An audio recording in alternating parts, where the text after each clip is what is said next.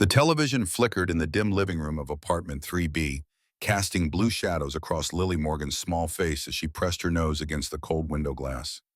Outside, Christmas lights twinkled on every house along Maple Street except hers. The 5-year-old's breath fogged the pain in small circles that faded and returned with each exhale, a rhythm as steady as her disappointment. Behind her, the apartment stood dark and bare, no tree in the corner, no stockings hung anywhere. Just the hum of an ancient refrigerator and the muted sounds of a holiday special she'd seen 3 times already this week. Her fingers traced patterns in the condensation, while her other hand clutched Mr. Whiskers, the stuffed cat whose orange fur had faded to something closer to rust. The toy was the last gift her father had given her before he walked out 2 years ago, though Lily had no memory of him beyond the vague sense that someone used to be there and then wasn't. Now it was just her and Mommy was at work again, wouldn't be home until the numbers on the microwave said 11, and Lily was supposed to be asleep hours before that. Mrs. Chen from next door had checked on her at 7, brought a sandwich, and reminded Lily to lock the door, not to open it for strangers to call if she needed anything. The elderly woman's hands had trembled slightly as she'd smoothed Lily's hair, and Lily had seen something sad in her eyes that made her stomach feel funny. Mrs. Chen's apartment didn't have Christmas lights either.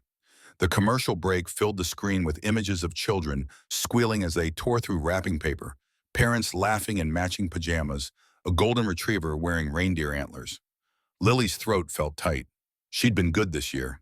She'd cleaned her room without being asked. She'd shared her crayons with Emma at school even after Emma broke the red one. She'd eaten all her vegetables, even the mushy green beans from the food bank that tasted like wet paper. Being good was supposed to matter. The Christmas special returned, showing Santa's workshop bustling with elves, and Lily remembered the phone number she'd seen yesterday. Mommy had rushed her past the Iron Horse bar on their way to the grocery store, walking faster like she always did when they passed that building, with the motorcycles parked outside. But Lily had noticed the red numbers painted on the wall, big and bright, and something about them had stuck in her mind like a song she couldn't stop humming. Standing on her tiptoes in the kitchen, Lily could just reach the old phone hanging on the wall. The buttons were sticky, and one of them stuck when she pressed it, but she carefully dialed the number she'd memorized. Her heart hammered against her ribs as the phone rang once, twice, 3 times. Then a machine clicked on a man's voice, rough and brief, telling her to leave a message. The beep sounded like permission. Lily's voice came out smaller than she'd intended, barely louder than a whisper. Santa didn't come. No presents for me. She hung up quickly, suddenly scared of what she'd done, and scrambled back to the couch where Mr. Whiskers waited. Outside, the Patterson family across the street emerged from their house in winter coats, the grandmother holding a little boy's hand, everyone laughing about something. Lily watched them pile into a car that started on the first try and drive away toward the warm glow of downtown.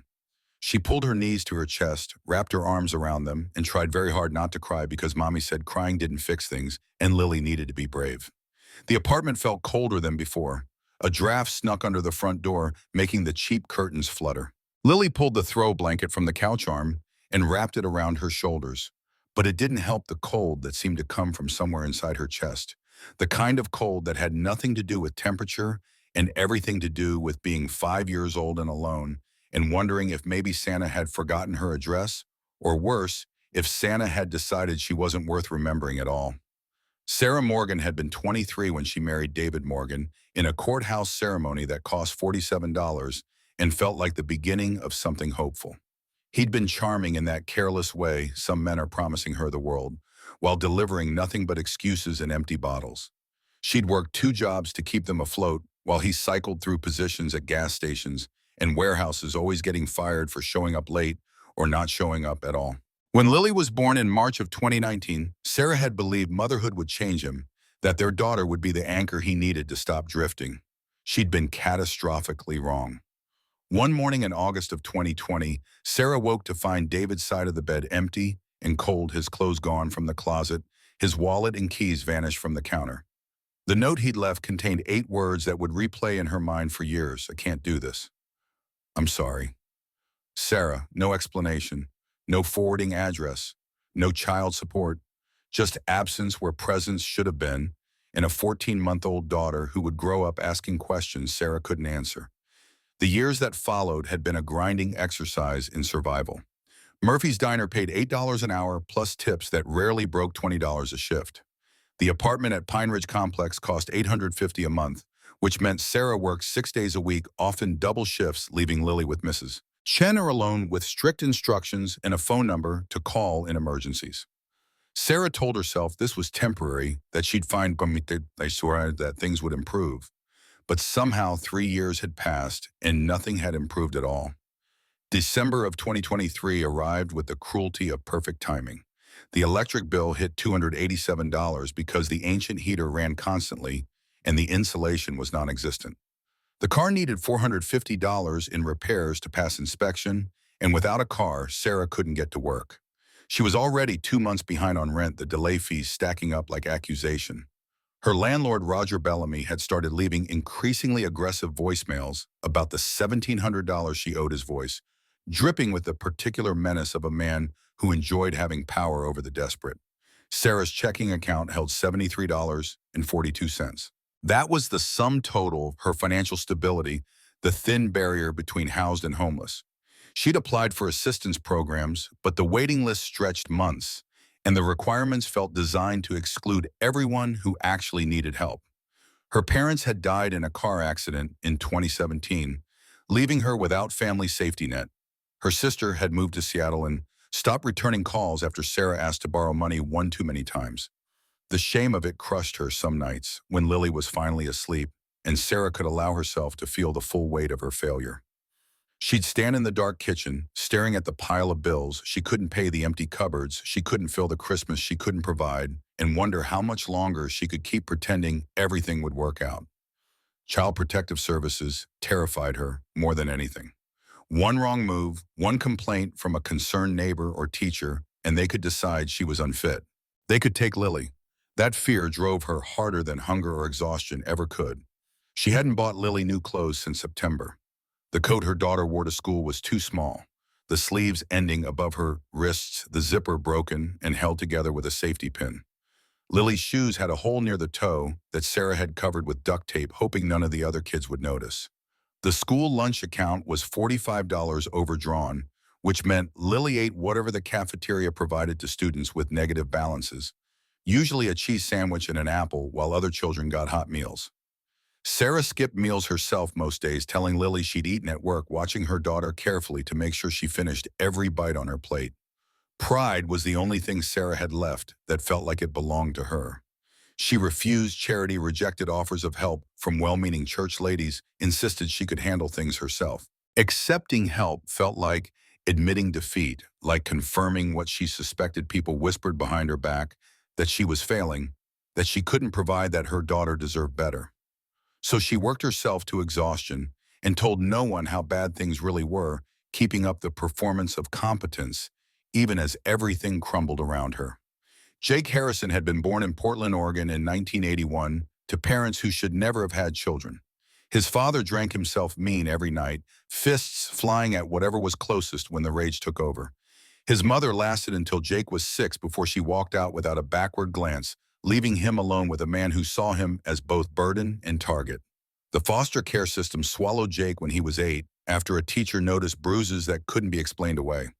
14 years in that system taught Jake that permanence was a lie people told themselves to sleep better at night. He cycled through 5 different homes, each one temporary, each set of foster parents kind enough but never quite kind enough to keep him. Christmas was always the hardest. Other foster kids got picked up by relatives, by biological parents, who'd cleaned up their act by someone who wanted them. Jake spent every Christmas watching through windows as families gathered, feeling the particular agony of being nobody's priority. He dropped out of high school at 16, angry and directionless, and found himself drawn to the edges of legitimate society where other angry young men gathered. A small motorcycle gang gave him something resembling belonging, and for a while that was enough. Petty crimes followed, the kind that felt like rebellion but were really just desperation wearing a leather jacket. His first arrest came at 17 for theft, 6 months in juvenile detention that taught him more about survival than rehabilitation. The turning point arrived in the form of Marcus Williams, a man everyone called chief president of the Hells Angels Oregon chapter. Marcus saw something in 20-year-old Jake beyond the anger and bad decisions, something worth salvaging.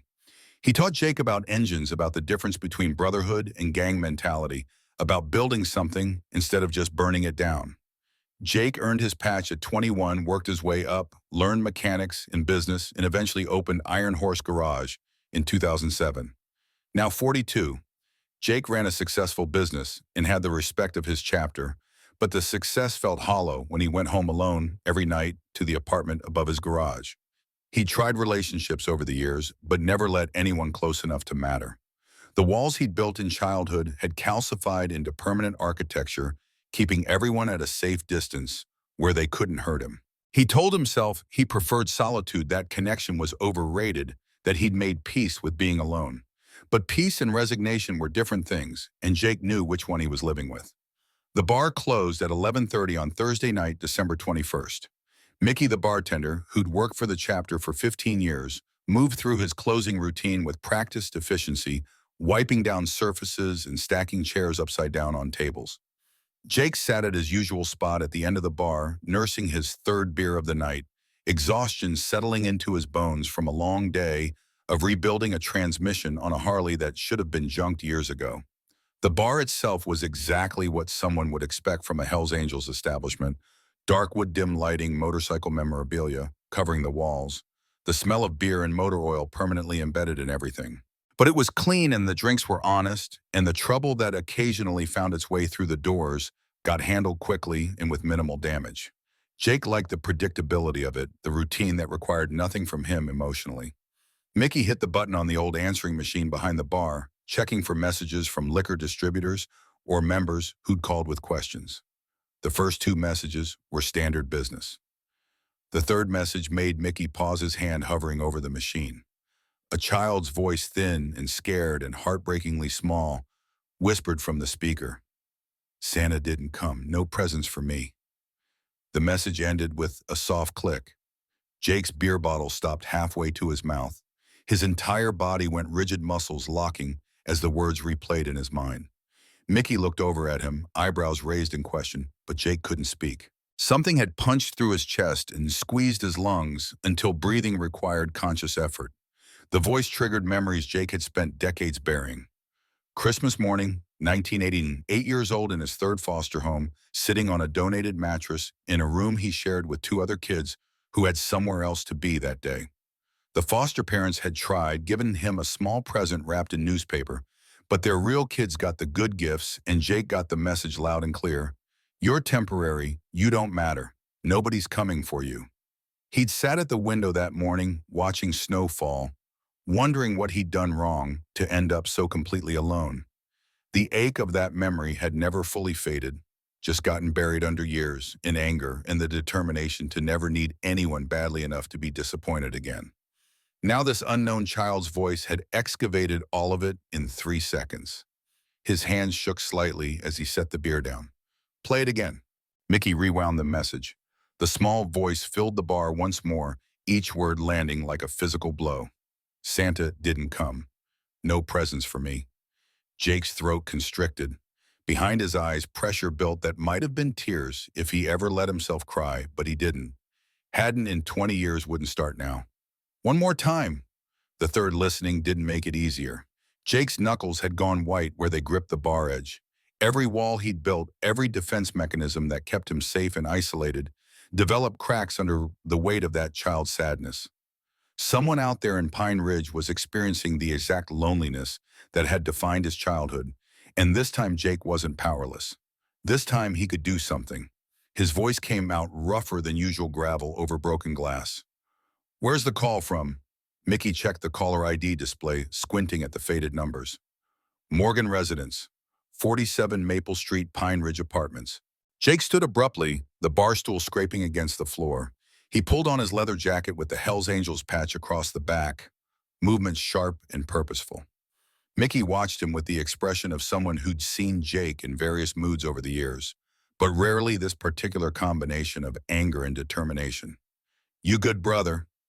Jake paused at the door, one hand on the frame. "No, but I'm gonna fix it." The cold December air hit him like a slap as he stepped outside, but he barely noticed. His motorcycle sat in the parking lot chrome, catching the light from the single functioning street lamp. He didn't start it yet. He just stood there, breathing hard, trying to calm the storm that had ignited in his chest. He'd spent 42 years trying to forget what it felt like to be that unwanted kid. Now a stranger's daughter had reminded him in 3 seconds, and something fundamental had shifted inside him. He couldn't unhear that voice. Couldn't unknow that somewhere in this town, a child was sitting alone, wondering why nobody cared. And for the first time in decades, Jake felt the walls around his heart develop stress fractures. He pulled out his phone and dialed Chief Marcus Williams. The chapter president answered on the second ring alert despite the late hour. "Stone, what's wrong?" Jake's jaw worked, fighting against vulnerability that felt dangerous even with someone he trusted. "Got a situation. Kid called the bar asking for Santa. Need to talk to the chapter. Soon as possible." Marcus understood immediately that this mattered, that Jake wouldn't ask if it didn't. "Tomorrow morning, 7 a.m. at the garage. I'll get everyone there." The call ended. Jake finally climbed onto his bike, the engine roaring to life, and rode through the quiet streets of Pine Ridge with that child's voice echoing in his head. He didn't go home. He drove past Maple Street instead, slowing as he passed number 47, taking in the rundown building and the dark windows of apartment 3B. A child lived there, someone who'd called for help, someone he was going to help, whether she knew she needed it yet or not. Friday morning arrived with the kind of gray sky that promised snow, but hadn't delivered yet. Jake stood outside Pine Ridge Apartments at 7:45, positioned across the street behind a parked truck, where he could observe without being obvious.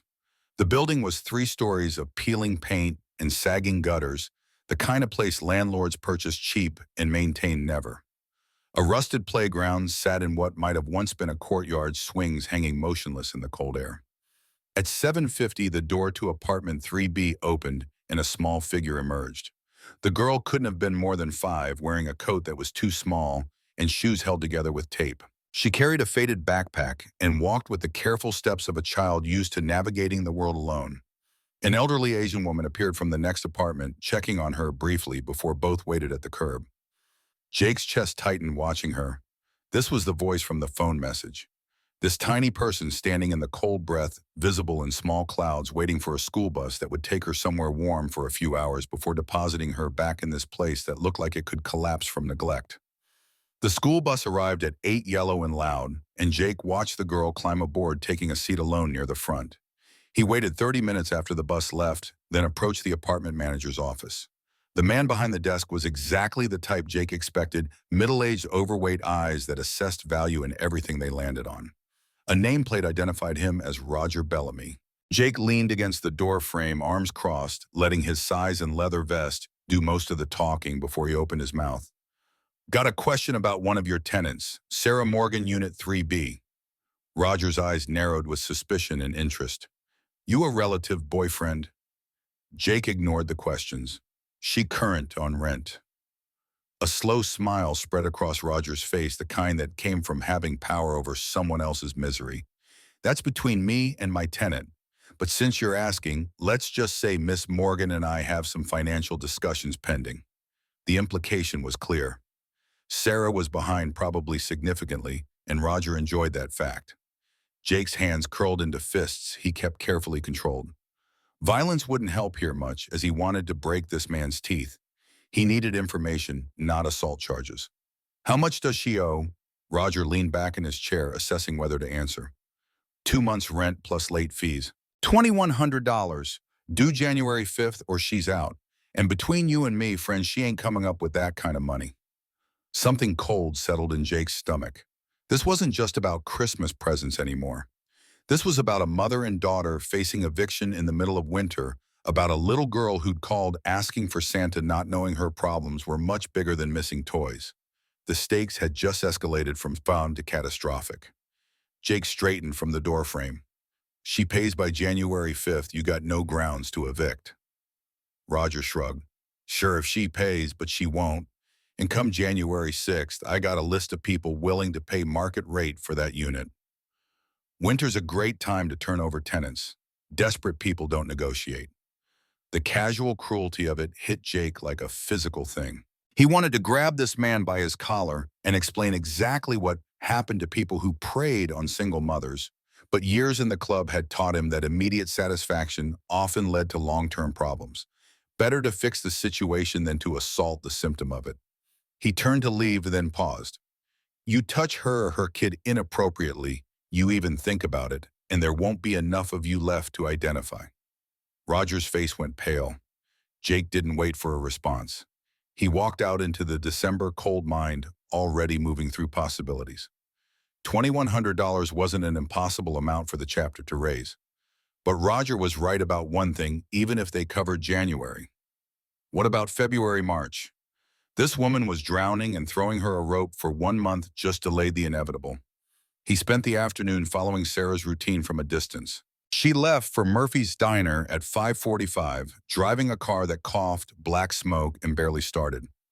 Her shift ran until 2, then she picked up Lily from school and drove back to the diner for an evening shift that lasted until closing. Lily sat in a back booth doing homework for those hours, occasionally being brought French fries or a glass of milk by sympathetic waitresses. Around 9, Sarah drove them home, both exhausted, disappearing into that dark apartment where no Christmas waited.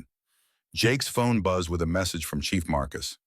The chapter meeting was set for Friday night at 7 emergency session, called all available members expected to attend. Jake headed to the Iron Horse Bar early, needing to gather his thoughts before he explained why this mattered, why they needed to help a stranger, why one child's phone call had cracked something open in him that he'd kept sealed for 4 decades. 12 members of the Glacier Peak Hells Angels chapter filled the Iron Horse Bar's back room by 7:15 Friday night. The space was cramped boxes of liquor stacked along one wall, a single bulb hanging from the ceiling, casting harsh shadows. These were men who'd ridden together for years, some for decades, who'd pulled each other out of bad situations more times than anyone counted. Chief Marcus Williams sat at the head of the scarred wooden table, his gray beard and weathered face commanding respect without having to demand it. Jake stood near the door, arms crossed, trying to find words for something he'd never been good at articulating. Tommy Martinez, called Wrench for his mechanical skills, sat to Marcus's right. Bobby Johnson Rev, because he'd been a military chaplain before life took him in different directions, occupied the chair beside Tommy. Danny O'Brien Spark, for his electrical work, leaned against the wall, cleaning his fingernails with a pocket knife. The rest of the chapter filled in around them, waiting to hear why Stone had called an emergency meeting 3 days before Christmas. Marcus spoke first, his voice carrying the authority of someone who'd led men through worse situations than this. Stone says we got a situation needs handling. Floor's yours, brother. Jake pushed off from the door, moving into the light. His throat felt tight, words getting stuck behind walls he'd built so long ago he'd forgotten they were there. But that child's voice played again in his mind, and the walls cracked a little wider. Got a phone call at the bar Thursday night. Little girl, maybe 5 years old. She called asking for Santa. Silence around the table. A few exchanged glances, but nobody interrupted. Did some checking. Kid lives at Pine Ridge Apartments with her mother. Father's gone.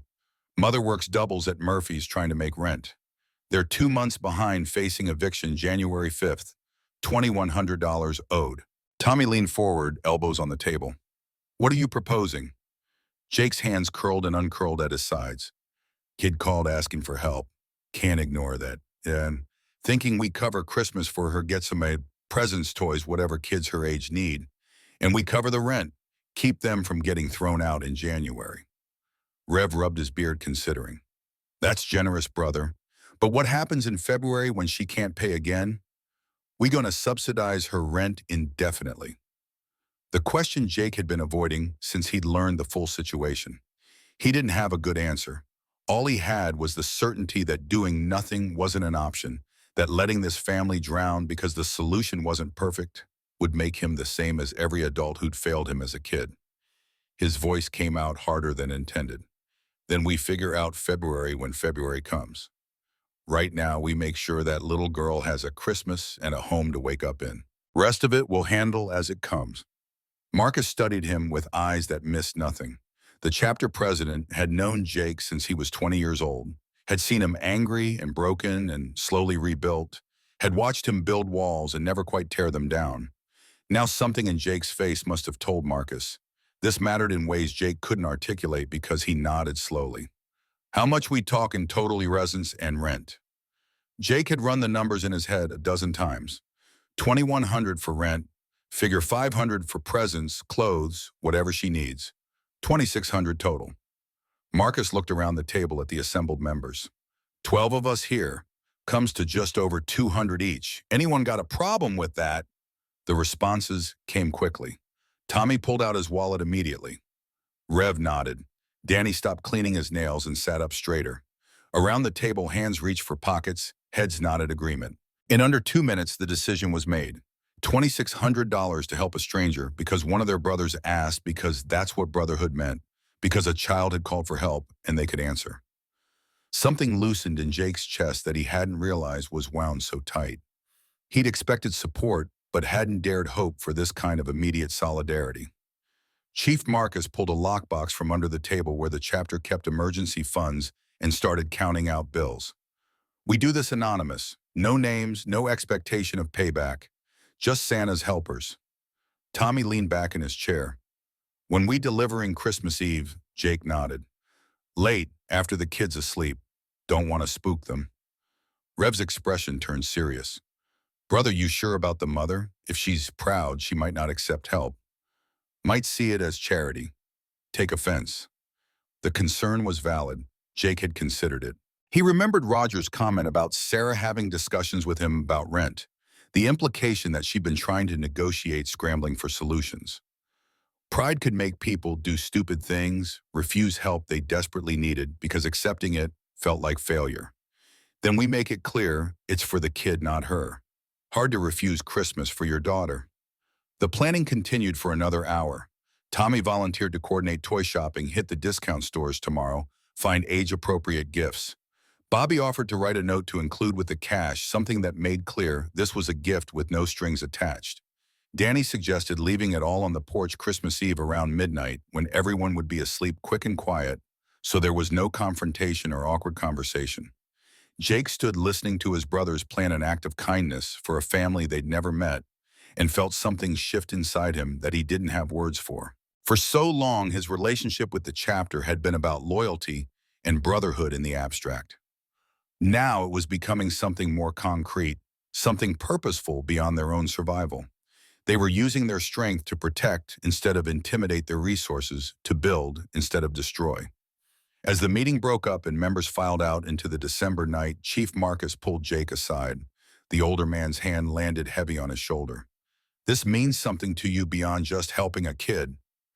It wasn't a question. Jake met his eyes, unable to hide the truth from someone who'd known him half his life. I was that kid. Every Christmas in foster care, watching other kids get picked up by families by someone who wanted them.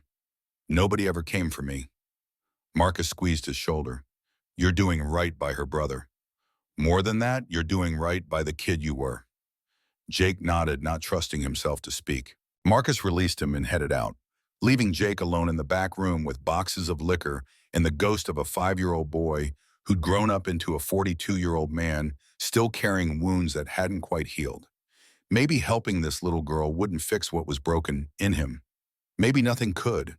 But maybe that wasn't the point. Maybe the point was making sure one more kid didn't grow up feeling like nobody cared whether they existed. Sarah's Friday had started at 5:30 a.m. with the sound of Lily coughing in the next room. The cough was getting worse, probably because their apartment never got warm enough and Lily's coat was too thin for December weather. Sarah had crushed 2 adult Tylenol into powder, mixed it with honey, and convinced Lily to swallow it down. Not ideal, but children's medicine cost money they didn't have, and the cough wasn't bad enough yet to risk an emergency room bill that would bury them completely. Her morning shift at Murphy's crawled past in a blur of refilling coffee and forcing smiles for customers who barely looked at her. The diner smelled like burnt grease and industrial cleaner, the floors sticky despite constant mopping, the booths patched with duct tape that someone had tried to match to the red vinyl.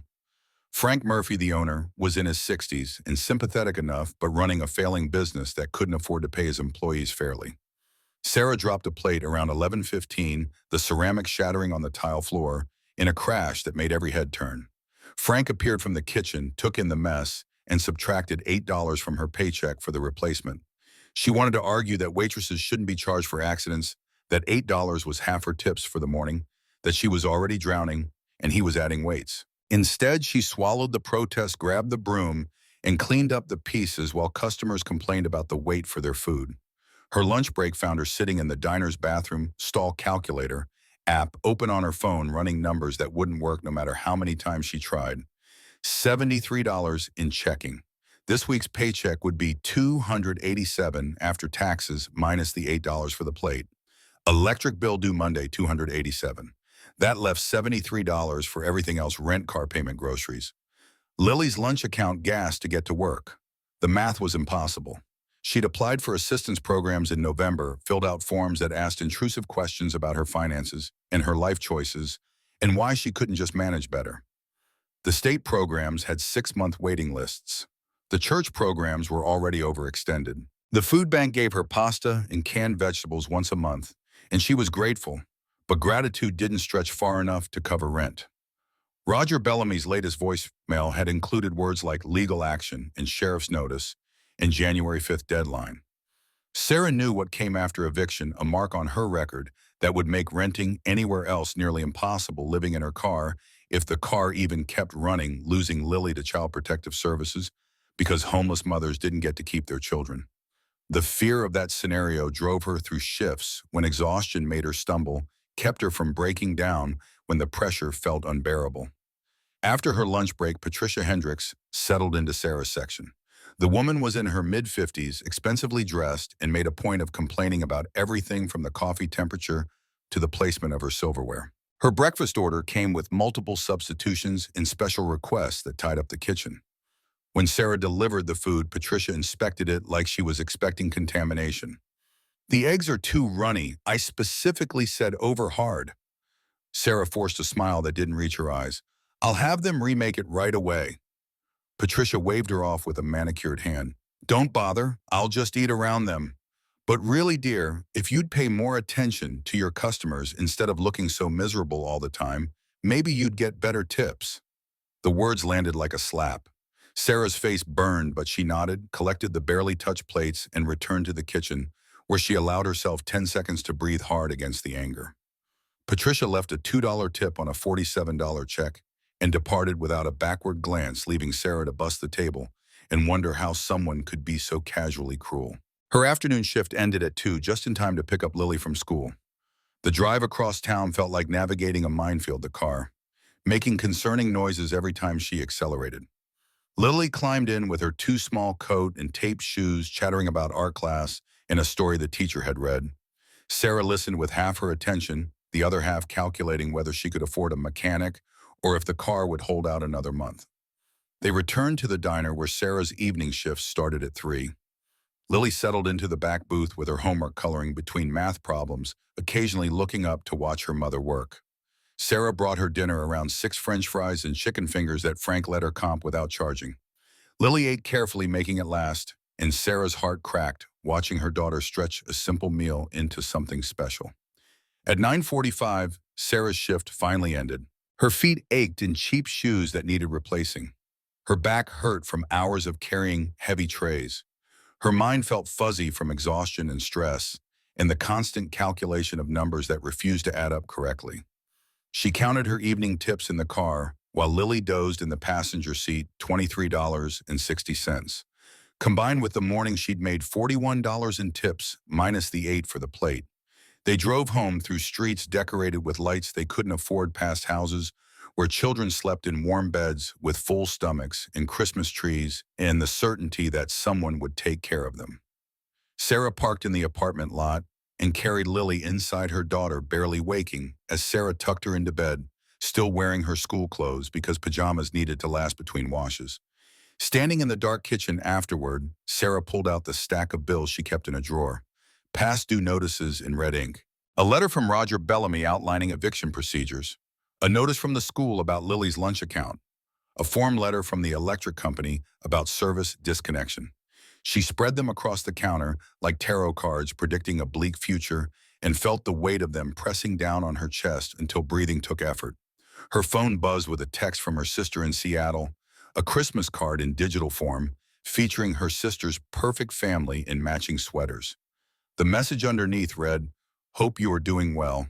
Miss you." Sarah stared at it for a long moment, then deleted it without responding.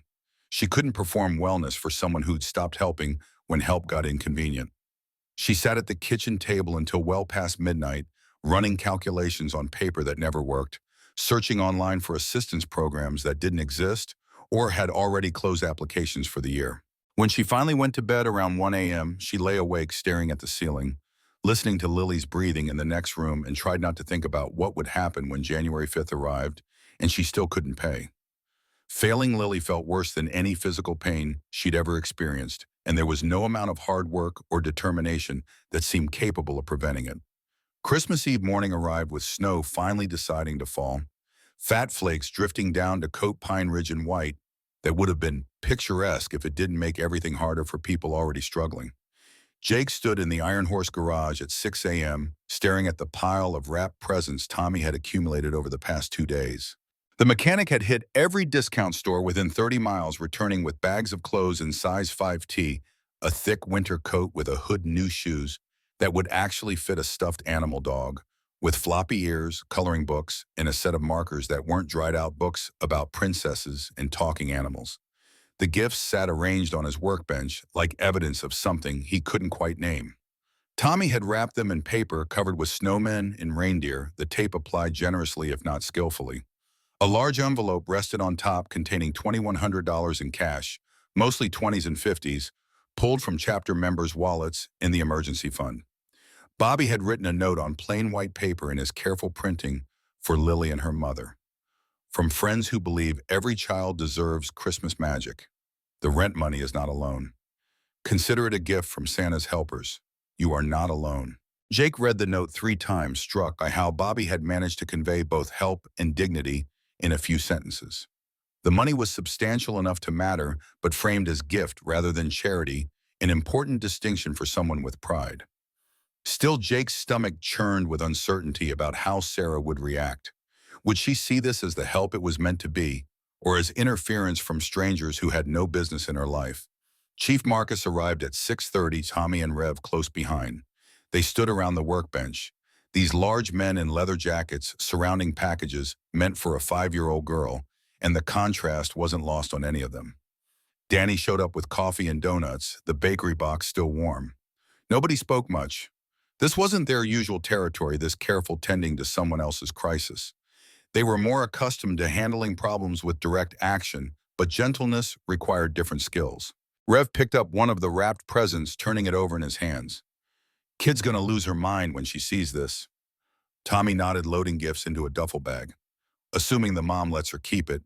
Proud people do strange things." Marcus clapped Jake on the shoulder. "You're doing the delivery alone." Jake had considered bringing backup strength in numbers, but ultimately decided this needed to feel less like an invasion and more like magic. A dozen bikers showing up would terrify more than comfort. "Yeah, less intimidating that way. I'll go late around 8. Kids should be asleep by then." The day stretched out long despite the snow and approaching holiday. The garage officially closed at noon on Christmas Eve, sending home the 2 employees who weren't part of the chapter. Jake spent the afternoon pretending to work on a carburetor rebuild while actually watching the clock creep toward evening. His hands moved through familiar motions, but his mind was elsewhere, rehearsing scenarios of how this delivery could unfold, most of them ending badly. Around 4, he drove past the Morgan apartment again. Through the window, he could see Sarah moving around inside Lily, sitting at the kitchen table coloring. No tree visible, no decorations, just a mother and daughter existing in space that felt temporary, like they were camping in their own home, waiting for something better that might never arrive. The scene hollowed out something in Jake's chest, made him think about all the Christmases he'd spent in similar circumstances, hoping things would change, and learning over and over that hope was dangerous when you were powerless. He wasn't powerless anymore. That was the difference. By 7 p.m., snow fell steadily, and Pine Ridge looked like a Christmas card, all the ugliness temporarily covered in white. Jake loaded the duffel bag and envelope into his motorcycle's saddlebags, the leather worn but waterproof. The ride across town was quiet, most people inside with their families. The streets empty except for the occasional car heading home from last-minute shopping. Christmas lights reflected off the fresh snow, red and green and white, creating patterns that would have been beautiful if Jake had been in the mood to appreciate beauty instead of feeling like his nerves were stripped raw. He parked 2 houses down from number 47 at 7:45, killing the engine and sitting in the cold dark gathering courage. Through the Morgan's window, he could see them clearly now. Sarah sat on the couch with Lily tucked against her side, both watching something on TV, Sarah's arm around her daughter, protective and tired. The image of them together, barely making it, but still holding on to each other, made Jake's throat tight. He'd never had that someone who held him like he mattered, someone who fought for him, even when fighting was hopeless. At 8:15, the apartment went dark except for a small lamp in what must be Lily's bedroom. Sarah was putting her daughter to sleep, probably reading a story or singing a song, doing all the things mothers did to make children feel safe, even when safety was an illusion. Jake waited another 30 minutes watching the lamplight finally go out, giving them time to settle. At 8:50, he approached the apartment door with the duffel bag and envelope, his boots crunching in snow that had accumulated 2 inches deep. The porch light was out, probably a burned bulb nobody had money to replace. He set the bag down, carefully placed the envelope on top where it would be visible, arranged everything so it looked intentional rather than abandoned.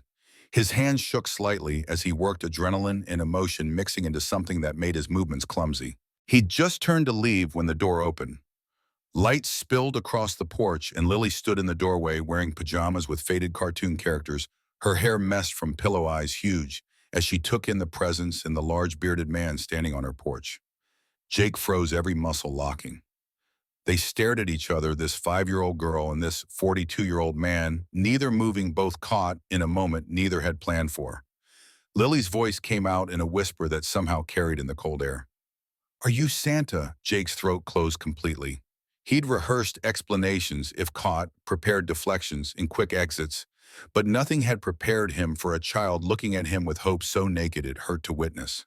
Behind Lily, movement caught his attention as Sarah appeared, her face shifting rapidly from confusion to alarm as she took in the scene, her daughter in the doorway, a biker on the porch presents between them. Sarah's hand landed on Lily's shoulder, pulling her back slightly. "Lily, get back inside." But Lily didn't move, just kept staring at Jake with eyes that saw past his leather and tattoos to something she'd been hoping for. Her small voice strengthened. "I called you. I asked Santa to come and you came." Understanding crashed over Sarah's features. The phone call, her 5-year-old daughter calling a biker bar asking for Christmas. Horror and embarrassment flooded her face, followed quickly by defensive anger. She stepped in front of Lily, creating a barrier between her child and this stranger, her voice coming out sharp. "Oh my God, Lily, you called? I'm so sorry, we can't accept." Jake found his voice rough and uncomfortable but functional. "Kid called asking for help.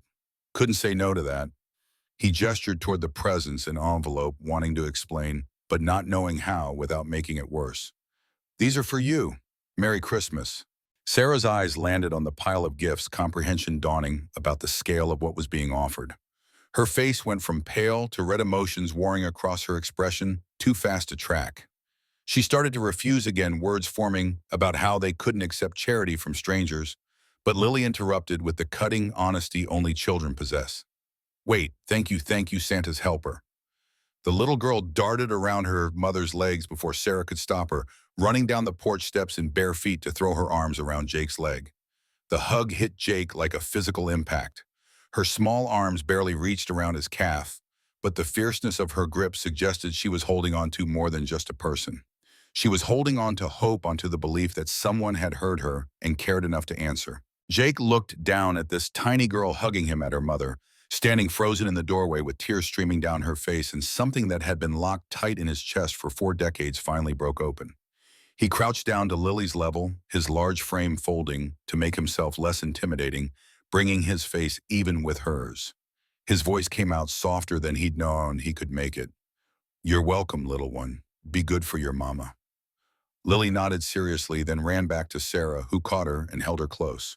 Sarah's face was a mess of tears and confusion, and something that might have been gratitude if it wasn't tangled up with shame. Her voice shook when she spoke.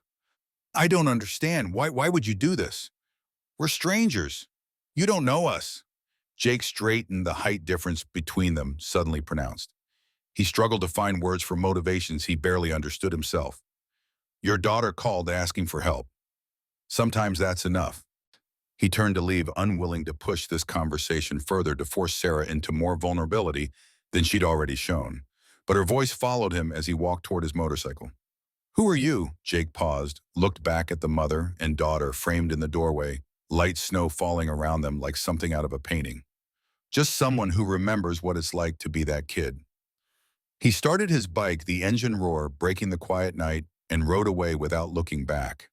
In his rearview mirror, he saw Sarah still standing in the doorway, holding Lily, both of them staring after him. The image burned itself into his memory, two people he'd just tried to help looking lost and grateful and terrified all at once. The ride back to the garage felt longer than the ride there. His hands were steady now, but his insides churned with emotions he had no framework for processing. Relief that he'd delivered the help. Fear that he'd overstepped. Something else. Something warm and painful and unfamiliar that might have been connection if he'd ever let himself feel connected to anything beyond his motorcycle and his chapter. When he got back to the Iron Horse bar, Chief Marcus was waiting with a bottle of whiskey and two glasses. They sat in the back room without speaking for a long time, just drinking and existing in the quiet understanding of men who'd known each other through too many years to need words for everything. Finally, Marcus broke the silence. How'd it go? Jake's response came after several beats, choosing words carefully. Kid saw me, called me Santa's helper, hugged me. Marcus raised his eyebrows, waiting. Mother wasn't sure whether to be grateful or pissed. Think we're landing somewhere in the middle. The chapter president poured another round. Sometimes helping people is messier than fixing motorcycles. Jake laughed without humor. Yeah, give me a broken transmission any day. They drank until midnight, toasting Christmas and lost childhoods, and the strange ways life circles back to give second chances you didn't know you needed. When Jake finally climbed the stairs to his apartment, exhaustion pulled him under almost immediately. He dreamed about a little girl with bare feet in the snow, hugging him like he was something worth holding on to, and woke on Christmas morning feeling fundamentally different in ways he couldn't articulate. Christmas morning in Pine Ridge started with Lily's shriek of joy, loud enough to wake neighbors 3 apartments over. Sarah had barely slept, lying awake most of the night, processing what had happened, trying to make sense of strangers bringing thousands of dollars worth of help for no reason she could understand. When Lily burst from her bedroom at 6:30 and saw the presents, her reaction was everything Sarah had wanted to give her daughter and couldn't. Lily tore through wrapping paper with the enthusiasm only a 5-year-old could muster, pulling out gifts and exclaiming over each one. The winter coat fit perfectly thick and warm with a hood that actually covered her head. The shoes were sturdy, real sneakers with laces and proper soles instead of falling apart from discount store wear. Books and toys and clothes tumbled out of the duffel bag, and Lily arranged them on the floor like treasures, unable to believe they were all hers. Sarah sat on the couch watching, unable to stop crying. Part of her wanted to feel pure gratitude to accept this miracle without question. But another part, the part that had survived 3 years of single parenthood through sheer stubborn refusal to need anyone, felt like she'd been exposed as a failure.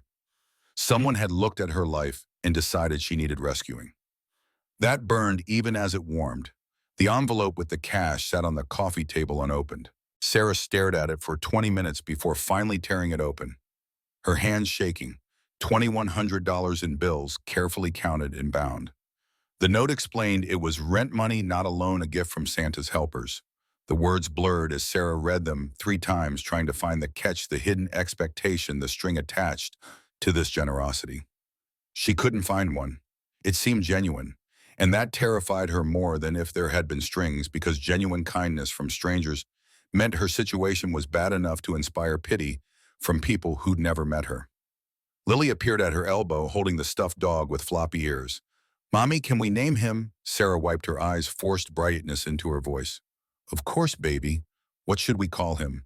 Lily thought seriously, then smiled. Rudolph, like Santa's reindeer because Santa's helper brought him. The simple logic of a child's mind making connections adults would never see. Sarah pulled Lily close, breathing in her daughter's shampoo smell, trying to center herself in this moment, instead of spiraling into anxiety about what came next. By 9 a.m., Pine Ridge had begun its Christmas morning routines. Families attended church services at St. Mary's Catholic Church on Main Street. the building filling with people in their holiday best children, squirming in pews and pointing at the nativity scene set up near the altar. Sarah and Lily attended the 10 o'clock mass, Lily wearing her new coat and practically vibrating with excitement, unable to stop talking about Santa's helper and the presents and the miracle of Christmas. Other families noticed. The coat alone would have drawn attention, so obviously new and well-fitting on a child they'd all seen wearing an inadequate jacket for weeks. But it was Lily's joy that really caught people's eyes, her inability to contain the story of the biker who'd brought Christmas to their doorstep. She told anyone who'd listen about calling for help and help arriving about the presents, and the kind man with the beard about how Santa had helpers everywhere who listened when kids needed them. The story spread through the congregation like fire in dry grass. By the time Mass ended, at least 50 people had heard some version of Lily's tale. The reactions varied wildly. Mrs. Patterson, an elderly woman who'd always been kind to Sarah, approached with genuine warmth and hugged her, saying something about Christmas miracles. But Patricia Hendricks, the woman who'd been so cruel at the diner, gathered a small group near the parking lot, and Sarah overheard fragments of their conversation. Patricia's voice carried pitch loud enough to be heard, but not so loud it was obvious she wanted an audience. "Did you hear that biker gang gave the Morgans charity? Can you imagine those people are dangerous criminals? It's completely inappropriate that a child was involved."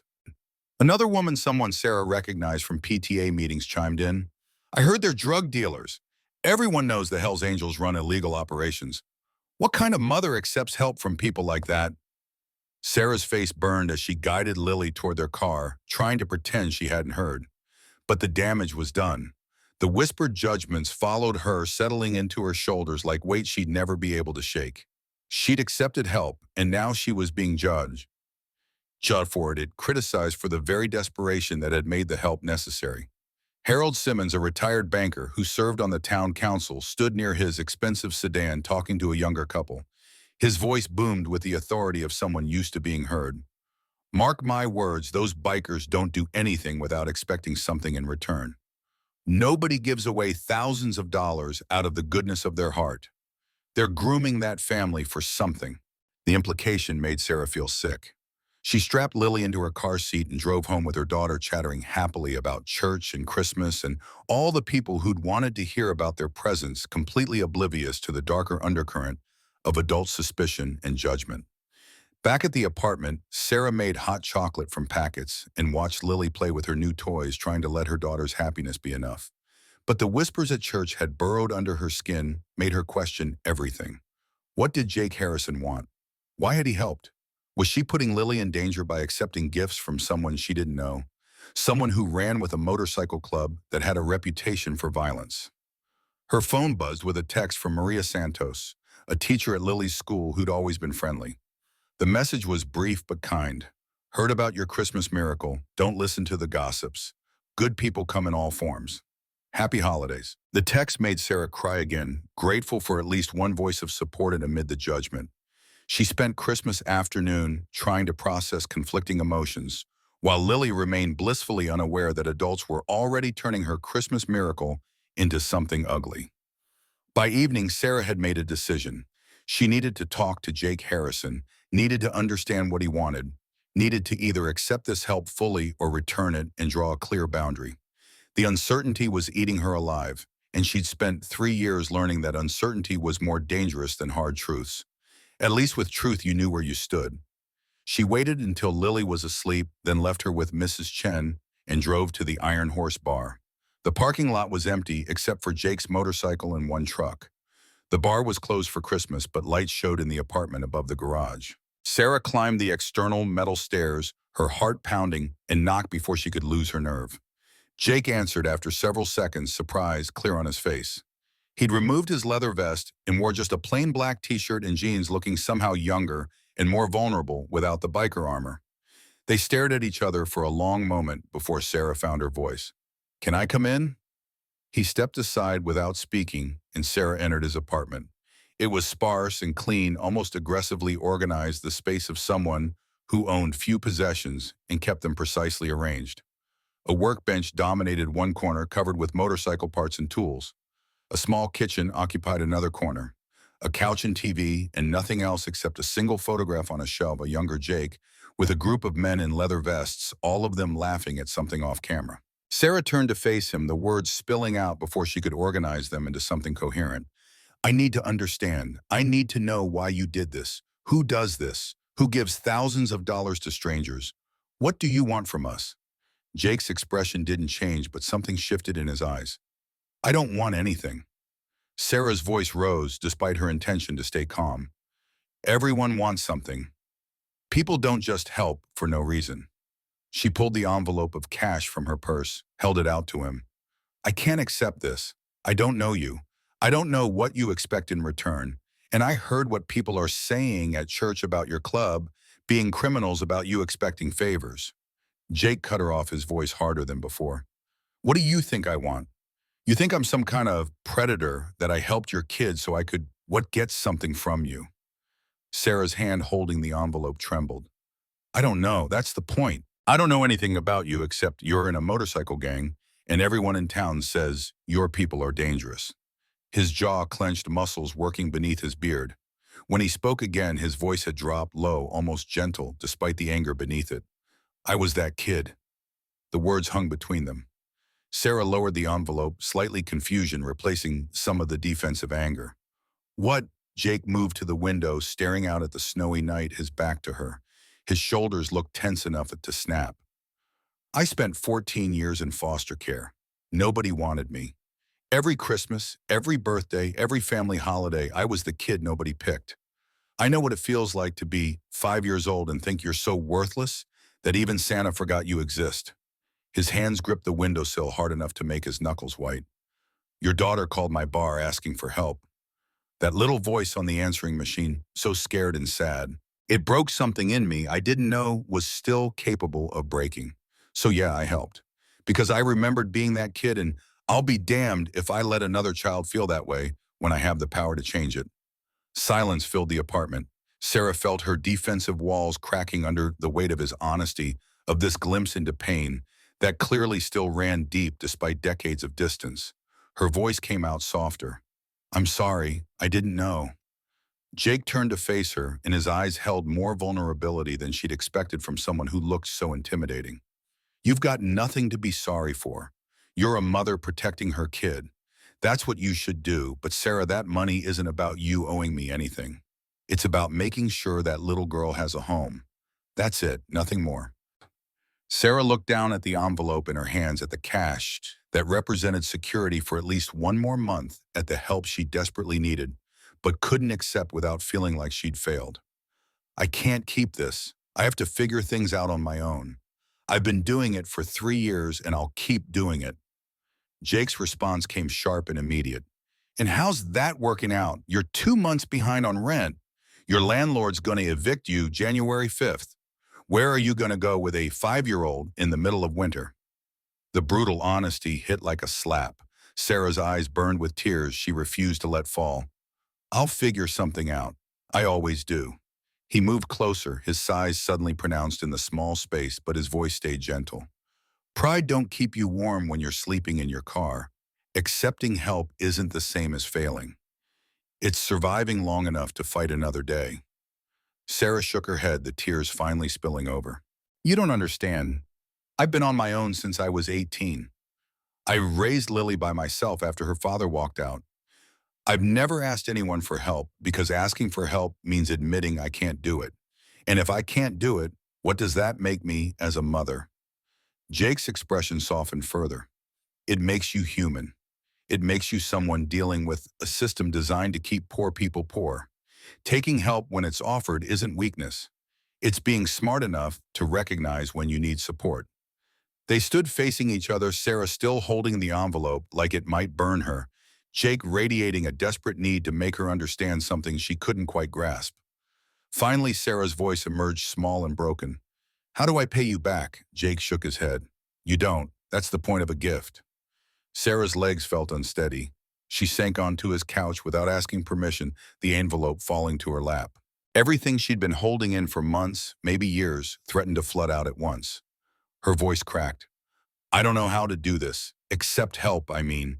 It feels like admitting I've been failing Lily all along. Jake sat in the chair across from her, giving her space. You haven't failed. You've been fighting a battle you were never equipped to win alone. That's not failure, that's just reality being cruel. A knock on the door interrupted them. Jake stood opening it to reveal Roger Bellamy, Sarah's landlord, standing in the hallway. His eyes widened, seeing Sarah there, then narrowed with a smile that made her stomach turn. Roger stepped inside without invitation, his gaze sweeping the apartment before landing on the envelope of cash Sarah still held. Well, well, working things out with your new friends, Sarah, that's good. Real good. He moved closer, eyeing the money. I'll take that rent payment now. But there's been a development. Holiday surcharge, you understand. Total due is now $23.50. Sarah's blood went cold. The notice said $2,100. Roger's smile widened, showing teeth that needed dental work. That was before Christmas. Market rate adjustments for inflation. New total is $23.50 or you're out by the 5th. Take it or leave it. Jake was across the room before Sarah registered him, moving his hand gripping Roger's collar, slamming him against the wall hard enough to rattle the shelf with the photograph. Jake's voice came out deadly quiet. The hell did you just say? Roger tried to maintain bravado, but fear flickered in his eyes. This is between me and my tenant. You're assaulting me. I'll call the cops. Jake held him there, barely controlled violence radiating from every line of his body. You're extorting a single mother on Christmas Day, you piece of shit. Tell me why I shouldn't throw you through that window. Roger's face reddened, whether from pressure or anger unclear. Because you'll go to jail and she'll still owe me money. And if she doesn't pay by the 5th plus another $500 for property disturbance because of you, she's out. That's how this works. Jake released him with enough force that Roger stumbled, catching himself against the wall. The landlord straightened his coat with exaggerated dignity, backing toward the door, while pointing at Sarah. $2,850, that's your new total. You've got until January 5th, and your boyfriend here just made it worse for you. He left quickly, footsteps clattering down the metal stairs. Sarah and Jake stood in the sudden silence, both processing what had just happened. The rent amount had gone from $1,700 to $2,100 to $2,850 in the span of one confrontation, climbing because Roger saw an opportunity to squeeze more money from their desperation. Sarah's voice came out hollow. He's going to evict us anyway. Even if I had the money, he'd find another reason. He wants us gone. Jake paced the small apartment, fury making him restless. He can't arbitrarily raise rent like that. It's illegal. Sarah laughed without humor. You think people like him care about legal? He owns half the cheap housing in Pine Ridge. He knows I can't afford a lawyer. He can do whatever he wants. She stood, leaving the envelope on the couch. I need to go. Thank you for trying to help. But this is my problem to solve. Jake grabbed her arm gently as she moved toward the door, not restraining but stopping her. Wait, there might be another way. Sarah's first day at Iron Horse Garage started on Monday, January 1st, the new year arriving, with temperatures cold enough to make breathing hurt. She'd spent the previous week in a state of disbelief after Jake offered her a bookkeeping position at $18 an hour, 30 hours, weekly flexible schedule around Lily's school. The math worked out to over $2,000 a month, more than she'd made in 6 weeks at the diner. Frank Murphy had been understanding when she gave notice, almost relieved since business was slow enough. He'd been considering cutting staff anyway. Now she stood in the garage office at 8 a.m., Lily beside her clutching Rudolph the stuffed dog, both of them nervous about this new arrangement. The office sat above the main garage floor, accessed by metal stairs, windows overlooking the work bays, where Tommy and Danny were already starting on the day's repairs. The space smelled like motor oil and coffee-organized chaos, with filing cabinets and a desk holding an ancient computer that hummed when powered on. Jake appeared in the doorway holding 2 mugs, steam rising in the cold air. Coffee for you, hot chocolate for the kiddo. Lily's face lit up as she accepted the mug carefully, both small hands wrapped around the warmth. Sarah took hers with a quiet thank you, still adjusting to this dynamic, where the intimidating biker who'd rescued them now functioned as her employer. The shift in their relationship felt fragile, like they were both learning new roles without a script. He spent the morning walking her through the bookkeeping system, surprisingly patient, as he explained invoice tracking and parts ordering and payroll processing. Sarah caught on quickly, her mind organizing information, naturally finding patterns in the chaos of receipts and work orders. Jake watched her work for a moment, something approving in his expression, before heading down to help with the transmission rebuild. Lily settled into a corner. Sarah had prepared a beanbag chair and small table with coloring books. But she didn't stay there long. Within an hour, she'd wandered down to the garage floor, drawn by curiosity about the motorcycles and the men working on them. Sarah tensed, ready to call her back, but Tommy looked up from his work and smiled. His voice carried up to the office, gentle in a way that didn't match his appearance. "Hey there, little miss. Want to learn about motorcycles?" Lily nodded enthusiastically.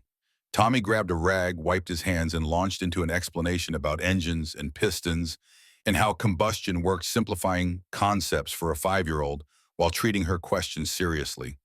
Sarah watched from the window, seeing her daughter animated in ways she rarely was at home, asking questions without fear, touching tools Tommy handed her with reverent care.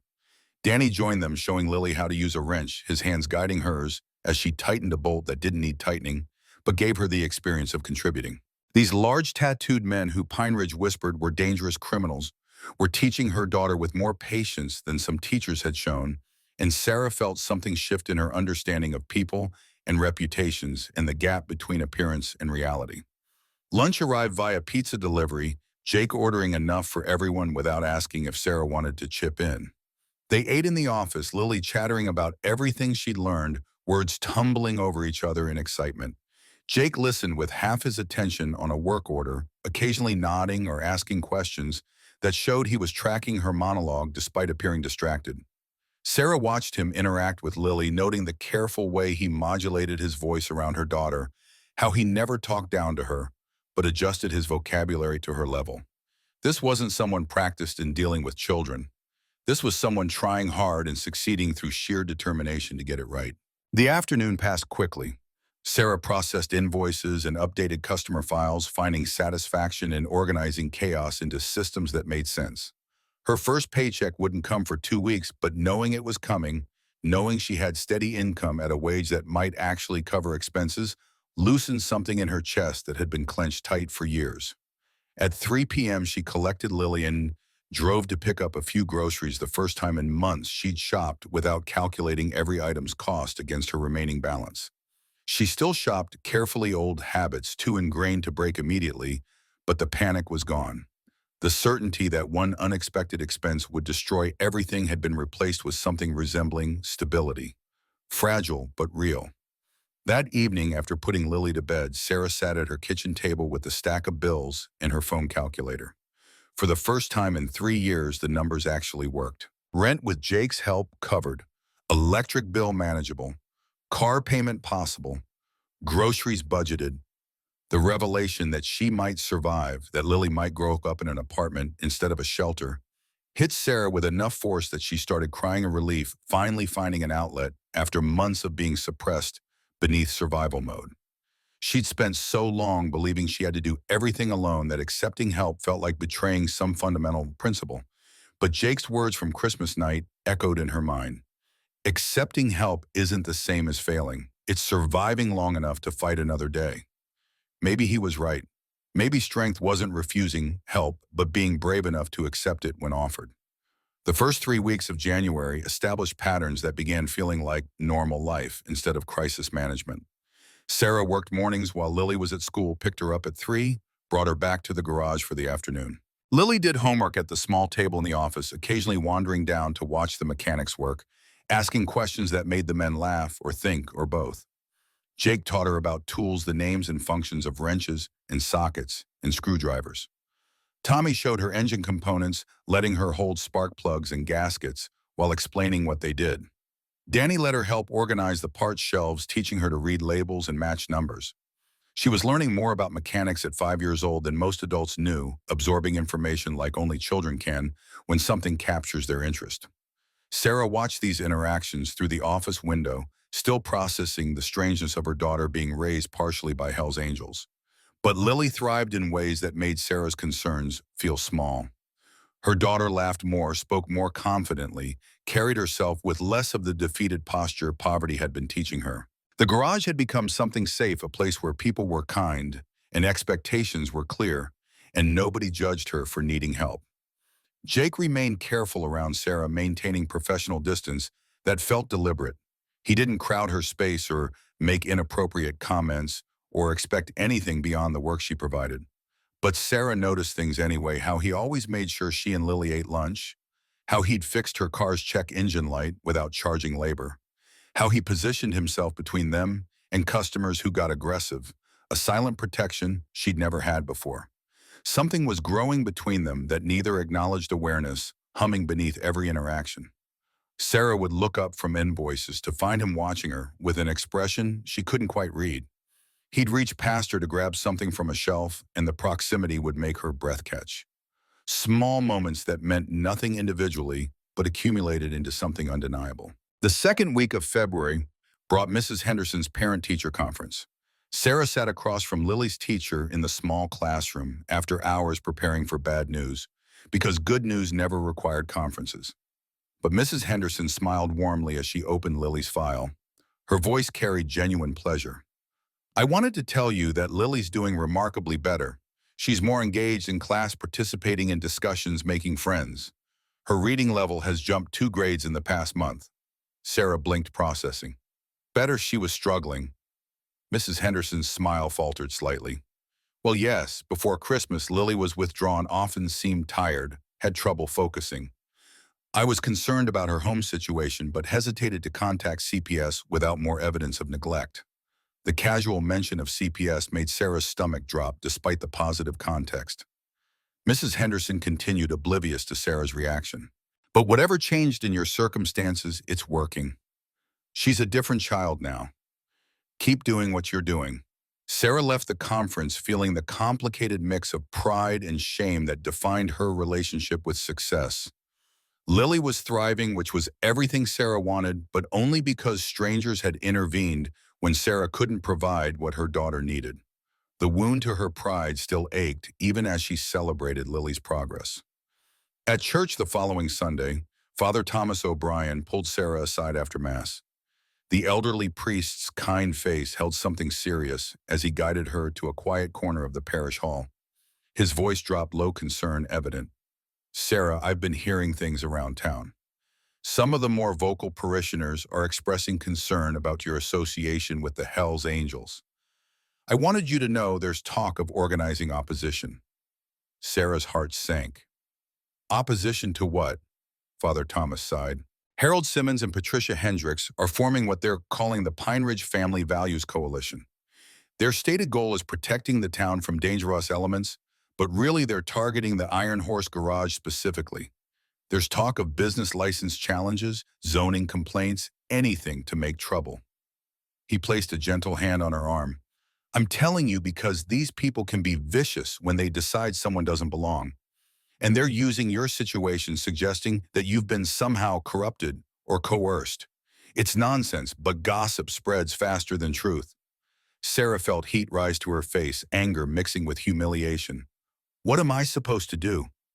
Father Thomas's expression hardened in a way Sarah had never seen from him. "Stand your ground. Jake Harrison and his chapter helped you when the rest of us failed. That's the truth. Don't let small-minded people make you ashamed of accepting kindness." The priest's support meant more than Sarah could articulate. She thanked him and collected Lily, but the warning sat heavy in her mind as they drove home. The town was dividing over her, judging her choices, and she'd become a symbol in an argument she'd never asked to be part of. Tuesday evening, February 14th, arrived with temperatures dropping below zero. Sarah worked late, finishing month-end reports, while Jake handled a rush repair on a bike needed for the next morning.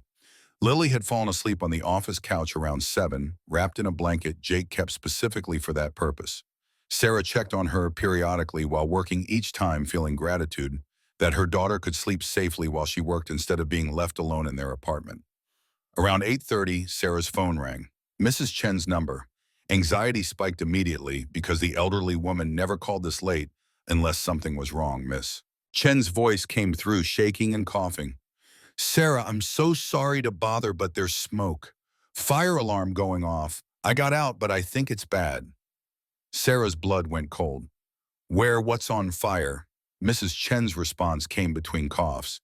"The building, our building, started in the maintenance closet near your apartment. Fire department's coming, but Sarah, it's spreading fast. Sarah dropped the phone, her legs barely holding her as reality crashed over her. Their apartment was burning. Everything they owned, the few possessions that made their space home, was being consumed by fire. She stumbled down the stairs toward Jake's work bay, words catching in her throat. He looked up from the motorcycle, immediately seeing her face already moving toward her. What happened? Sarah's voice came out thin and high. Fire? The apartment building. Mrs. Chen called. Everything's burning. Jake didn't hesitate. He shut off the work light, grabbed his keys, called up to where Danny was working in another bay. Watch Lily. Sarah and I gotta go. Emergency. They took Jake's truck, the motorcycle impractical for this situation, driving too fast through dark streets toward Pine Ridge Apartments, where orange light already glowed against the night sky. Fire trucks blocked the road 2 blocks away, forcing them to park and run the rest of the distance. The scene that greeted them looked apocalyptic. Flames consumed the entire east wing of the building, the side that held Sarah's apartment. Fire crews worked with hoses, but the blaze was too advanced, too hot, spreading faster than they could contain. Residents stood in clusters wrapped in blankets provided by Red Cross volunteers who'd arrived quickly. Children cried. Adults stood in shocked silence, watching their homes burn. Mrs. Chen sat in an ambulance getting oxygen, her face sooty, but otherwise appearing unharmed.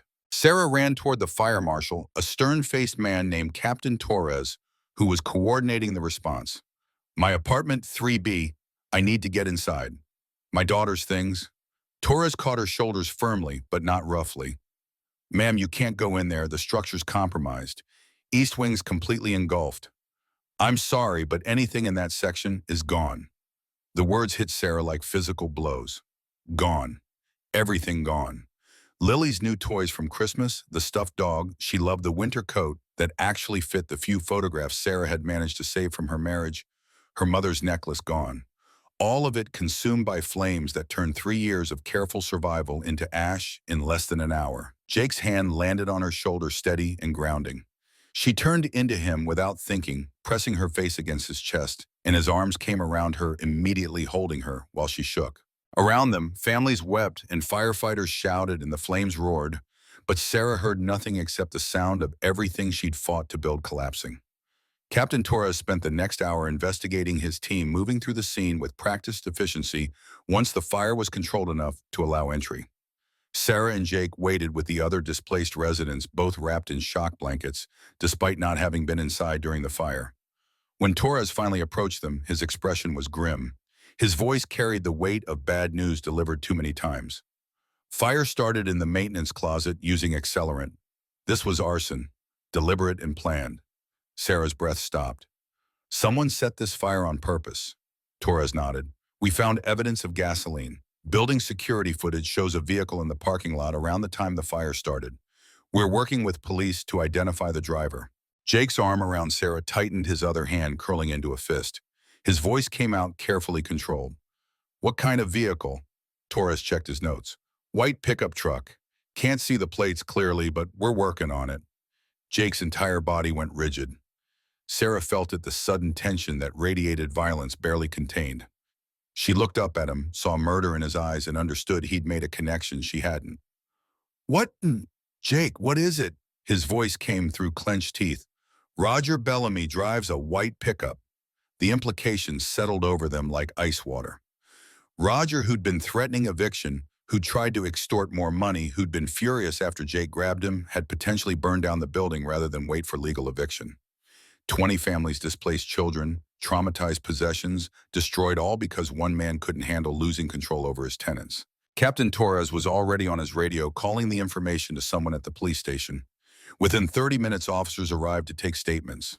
Roger was arrested at his home before midnight, his truck reeking of gasoline, a partially empty gas can in the truck bed. The evidence was overwhelming. He'd committed arson to cover the illegal rent increases, thinking insurance would pay, and he could rebuild while charging higher rents. But Sarah barely registered the justice of Roger's arrest. She was too focused on the immediate crisis. She and Lily had nowhere to go.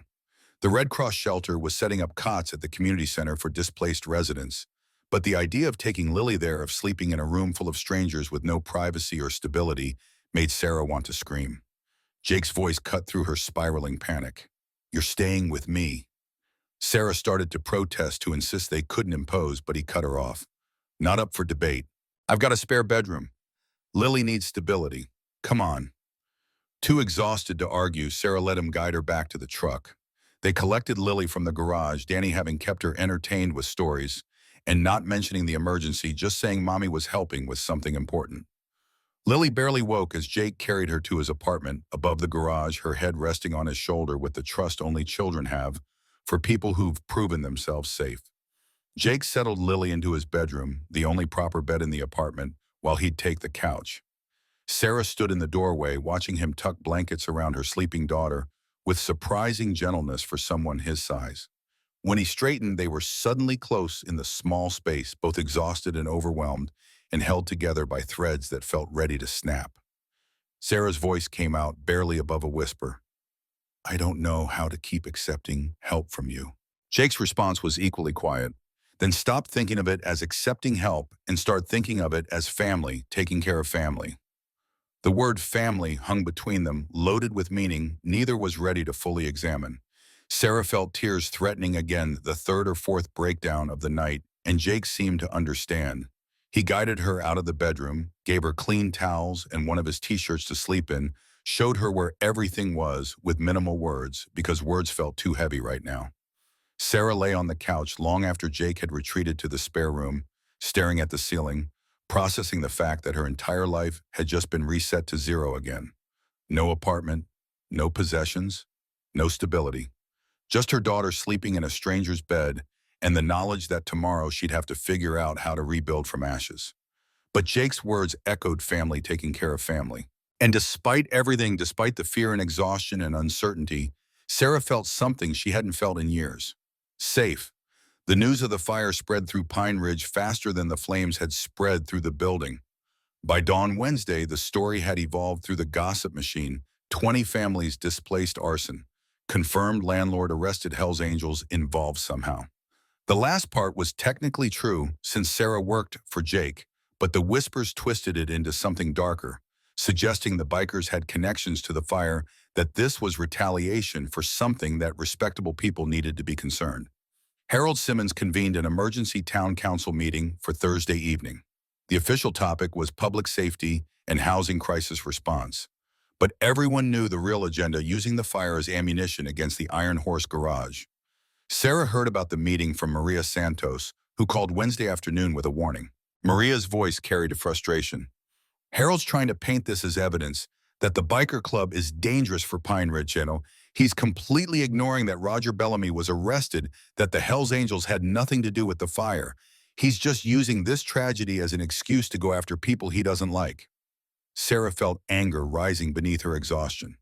What am I supposed to do? Maria's response came firm. Show up, tell the truth, don't let them control the narrative.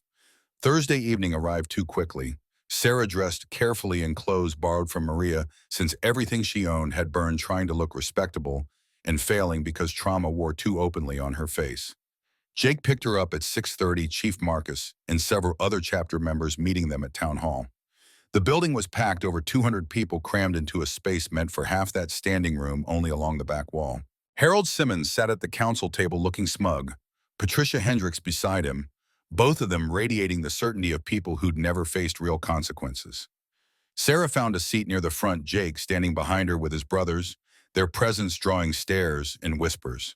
The room divided along invisible lines, those who supported the bikers on one side, those who wanted them gone on the other, with a large, uncertain middle ground, waiting to be convinced either way. Harold called the meeting to order, to his voice carrying the pompous authority of someone who enjoyed power.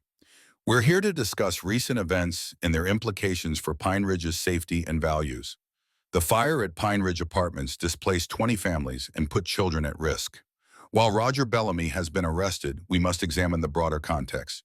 He paused dramatically, letting his words sink in. We have in our town a motorcycle gang with documented criminal associations. Their presence has been connected to various incidents, including this tragedy. I'm proposing a new ordinance restricting business licenses for establishments with criminal affiliations. The words were carefully chosen to sound reasonable while targeting the Iron Horse garage specifically. Jake's hands gripped the back of Sarah's chair hard enough that she felt the tension through the metal. Chief Marcus stood his voice cutting through the murmurs. Point of order. What criminal affiliations? Show me one arrest, one charge, one piece of evidence that our chapter has broken any law. Harold smiled condescendingly. The Hells Angels are a known criminal organization. That's well documented. Marcus's response came sharp. Show documentation specific to our chapter. You can't because there isn't any. We're a legal motorcycle club. We pay taxes, employ people, follow every regulation. You're proposing discrimination based on prejudice, not facts. The argument escalated, voices rising around the room. Sarah sat frozen, watching adults argue about whether the people who'd saved her deserved to exist in this town. The absurdity of it, the cruelty, the casual willingness to destroy good people's lives because they look threatening, made her sick. Patricia Hendricks stood, her voice dripping false concern. We must think of the children.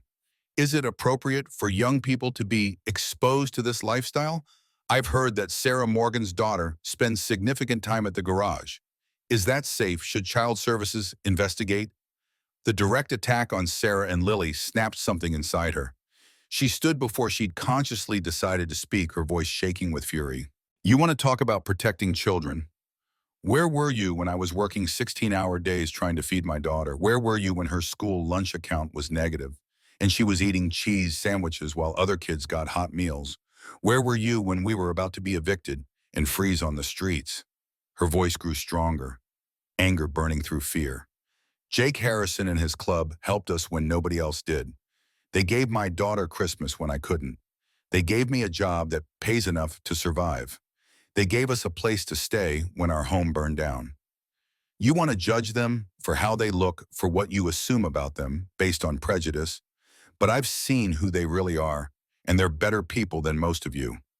The room erupted in applause from some corners, shocked silence from others. Sarah remained standing, breathing hard, feeling exposed but also somehow lighter. She'd spoken truth loudly, and nobody could take that back. Lily's voice suddenly cut through the noise, clear and high. Mr. Stone is nice. He reads me stories. He's teaching me about motorcycles. He's like a daddy. Sarah turned to see her daughter standing in the doorway, Mrs. Chen behind her, apologetic, having brought Lily because Sarah couldn't find childcare. The simplicity of Lily's statement, the absolute certainty in her 5-year-old voice silenced even Harold Simmons. Father Thomas stood from his seat, moving to the council table. I've been quiet long enough. This council was ready to let families suffer because helping them wasn't convenient. The Hells Angels stepped up when our churches and charities fell short. And now we want to punish them for it. What does that say about us? Maria Santos joined him. I teach at the school. I see dozens of struggling families every day. How many of us have given thousands of dollars to help them? How many have offered jobs, housing, real support? We're quick to judge, but slow to act, and that makes us hypocrites. The tide was turning slowly but visibly. The council members exchanged uncertain glances. Harold's confidence cracked around the edges. Patricia looked around the room, seeing support that wasn't there. The uncertain middle ground was shifting toward the bikers, swayed by Sarah's testimony and Lily's innocence and Father Thomas's moral authority. The vote happened at 9 p.m. after 2 more hours of debate. 5 council members, same composition as before, Harold and Patricia against Father Thomas for Richard Lee and Susan Park, uncertain. Susan stood, her voice steady. I've been thinking about what kind of community we want to be. Do we want to punish people for helping? Do we want to teach our children that appearances matter more than actions, because that's what this ordinance does? She looked at Jake and Sarah. I vote to deny this ordinance. Iron Horse Garage stays. Richard Lee echoed her. I second. Motion denied. The room erupted in applause and protest simultaneously. Harold and Patricia stormed out, their coalition fracturing before it had fully formed. But the majority had spoken, and the bikers were staying. Jake's hand landed on Sarah's shoulder, heavy and warm, and when she looked up at him, his eyes held something that made her breath catch. They left town hall together, Lily between them holding both their hands, and Sarah realized this small family unit they'd accidentally formed felt more real than anything she'd had in years. Something had shifted tonight beyond the town's acceptance. Something personal and terrifying and inevitable. Back at Jake's apartment after putting Lily to bed, They stood in the small kitchen with coffee. Neither was drinking the air thick with unspoken things that could no longer be ignored. Sarah finally found words. Thank you. For everything. For more than I can list. Jake set down his mug, his full attention on her. You don't have to keep thanking me. Sarah stepped closer, her voice dropping. When you look at us, at me and Lily, what do you see? Jake's throat worked, choosing words carefully. I see home. I see the family I never thought I'd have. I see what I want my life to look like. The confession hung between them, raw and honest. Sarah closed the remaining distance, her hand finding his. I see the same thing. It terrifies me, but I see it too. Jake's hand came up to cup her face, thumb brushing her cheekbone with surprising gentleness. I know it's complicated. You work for me. We're living together out of necessity. The timing's terrible. But Sarah, these past 2 months with you and Lily, it's been the best part of my entire life. Sarah felt tears threatening for better reasons than before. I'm scared. My judgment has been so bad before. What if he cut her off gently? We'll go slow, for Lily's sake. We won't rush anything. But we don't have to pretend this isn't happening either. Sarah nodded, then made a decision that felt both reckless and right. She kissed him, tentative at first, then deeper when he responded. His arms came around her, and she felt safe in ways she'd stopped believing were possible. When they finally pulled apart, both were breathing hard. Jake's voice came rough with emotion. So we're doing this, Sarah managed a smile despite the tears. Slowly, but yes. Spring arrived in Pine Ridge with the kind of hope that only comes after surviving winter. Sarah and Lily moved into a new apartment in April, a better building with a landlord who wasn't a criminal, rent manageable with her iron horse salary. But they spent most evenings at Jake's place. Anyway, the three of them falling into patterns that felt like family dinners together, homework, help bedtime stories Jake read with surprising enthusiasm. Lily thrived in ways that astonished Sarah daily. Her daughter's confidence had blossomed. Her vocabulary expanded from hanging around the garage, her drawings filled with motorcycles and tools, and the men who'd become uncles without anyone formally bestowing the title. She started calling Jake Dad sometime in May, casual and natural, like she'd always meant to, and Jake didn't correct her, just pulled her close and held her like she was precious. The relationship between Sarah and Jake developed slowly, carefully, both of them cautious about disrupting what they were building. They didn't live together officially yet, didn't rush physical intimacy beyond kissing, focused on creating foundation before attempting structure. But by June, everyone who knew them understood they were together, that this mismatched pair had somehow found exactly what each needed in the other. The town's attitude had shifted too. The Iron Horse Garage saw business increase as people who'd been skeptical gave them a chance and discovered quality work at fair prices. The guardian presence at the garage became known, word spreading that struggling families could find help there without judgment. Tommy started a free motorcycle maintenance class for teenagers, teaching skills that translated to employment. The chapter became part of Pine Ridge's fabric instead of something separate and threatening. Christmas Eve 2024 found Sarah and Lily at the Iron Horse Bar, helping decorate for the chapter's annual party. Lights strung across the ceiling, tables laden with food brought by members and friends, the space transformed from rough biker bar into something warm and welcoming. Lily wore a red dress Sarah had bought without checking price tags first, her hair in braids running between adults with the confidence of a child who knew she was loved. Jake found Sarah in the office during a quiet moment, closing the door behind him. He looked nervous, which was unusual enough to make Sarah's heart speed up. What's wrong? Jake pulled a small box from his pocket, and Sarah's breath stopped. He held up his hand quickly. Before you panic, it's not what you think. Not yet, anyway. He opened the box to reveal a key on a chain.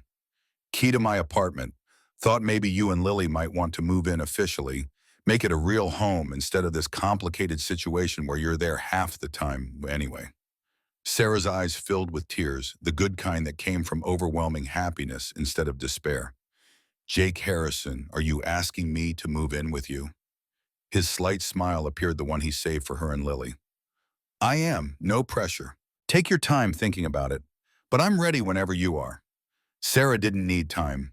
She'd spent the past year learning to trust again, to accept help, to believe that good people existed and that she deserved happiness. This man who'd started as a stranger answering a desperate child's phone call had become the center of her world, and she was done pretending otherwise. Yes, absolutely yes. Jake pulled her close, kissing her with the kind of passion they usually kept controlled around Lily, both of them grinning against each other's mouths. When they finally separated, Sarah felt lighter than she'd ever been, unburdened by fear that this would be taken away. Lily burst through the door without knocking, saw them together, and made an exaggerated gagging sound. You kissing, but also... She paused dramatically. Are we going to live with Dad forever now? The casual use of Dad still made Jake's eyes go soft. He crouched down to Lily's level. Would you like that? Lily threw herself at him, small arms wrapping around his neck. Yes, then we'll be a real family. Jake caught Sarah's eyes over their daughter's head, something profound passing between them. They had always been a real family from the moment he had chosen to help and she'd chosen to accept it. But now they were making it official, choosing each other deliberately instead of through crisis. The party continued downstairs, voices and laughter rising up through the floorboards. Sarah took Jake's hand, Lily took his other one, and they descended the stairs together. The Hells Angels chapter erupted in cheers, seeing them understanding without explanation that something had been decided. Chief Marcus raised his beer in salute. Tommy whistled. Rev called out blessings. Sarah looked around at these people who'd become family, at her daughter glowing with happiness, at Jake beside her, solid and steady, and somehow hers. 1 year ago, she'd been drowning, certain she'd lost before the fight had really begun. Now she stood in a room full of people who cared, doing work that mattered, living a life that felt possible instead of impossible. Lily pulled them both onto the makeshift dance floor, where someone had queued up Christmas music. They swayed together, the three of them, while snow fell outside the windows, and the bar filled with warmth that had nothing to do with the heater running overtime. This was what healing looked like, messy and slow, and requiring help from unexpected places. Later, after the party wound down and Lily had fallen asleep in the office, Sarah and Jake stood at the garage door watching snow-coat Pine Ridge in fresh white. His arm wrapped around her shoulders, pulling her close against the cold. You know what I realized? Sarah looked up at him. What? Jake's voice held wonder. A year ago, I was alone, angry, empty, convinced I didn't deserve connection because everyone I'd ever needed had abandoned me. Then a little girl called, asking for Santa. He paused, emotion making his voice rough. She gave me purpose. You gave me love. This town taught me that family isn't just blood or patches or brotherhood. It's the people who show up when things get hard and stay after things get better. It's choosing each other every day. Sarah felt tears threatening again, but these were the kind worth shedding. She turned into his embrace, wrapping her arms around his waist, holding this man who'd saved her family and let them save him in return. We're not going anywhere, she whispered against his chest. You're stuck with us. His arms tightened around her. Good, that's exactly what I want. Behind them, through the office window, Lily slept peacefully, surrounded by people who'd fight the world to keep her safe. Above them, stars emerged between clouds, cold and distant, but somehow perfect.